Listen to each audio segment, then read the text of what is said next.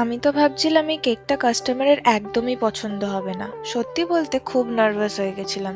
দমদম থেকে এত দূর সোদপুর পানিহাটি পর্যন্ত কেকটা নিয়ে গেছিলাম। ওখানে দাঁড়িয়েই কেকটা ফিনিশ করছিলাম। তবুও মাথায় একটাই কথা ঘুরছিল, কাস্টমারদের এই কেকটা পছন্দ হবে তো।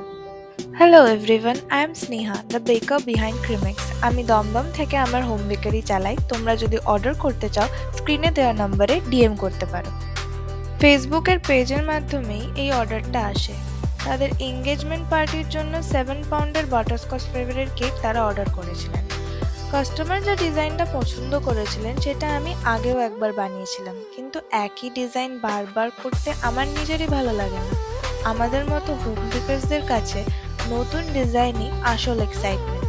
তাই একদম লাস্ট মোমেন্টে আমি তাকে একটা অন্য রেফারেন্স পিকচার পাঠিয়ে জিজ্ঞেস করি, একটু ডিফারেন্ট করে বানালে হবে?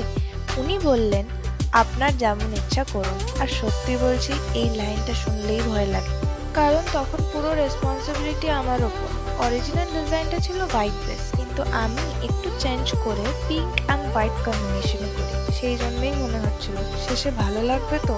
কিন্তু কেকটা কমপ্লিট করার পর আমার নিজেরই এত ভালো লেগেছিল, আর ওনার রিয়াকশন দেখার পর সব টেনশন একদম শেষ। ওদের ফ্যামিলির সকলের খুব ভালো লাগে, প্লাস কাস্টমার রিভিউ দেয় তাদের খুব পছন্দ হয়েছে, অ্যান্ড টেস্ট তো অসাধারণ। এটা কেকের ফাইনাল লুক। তোমরাও জানিও তোমাদের কেমন লাগলো এই ডিজাইনটা।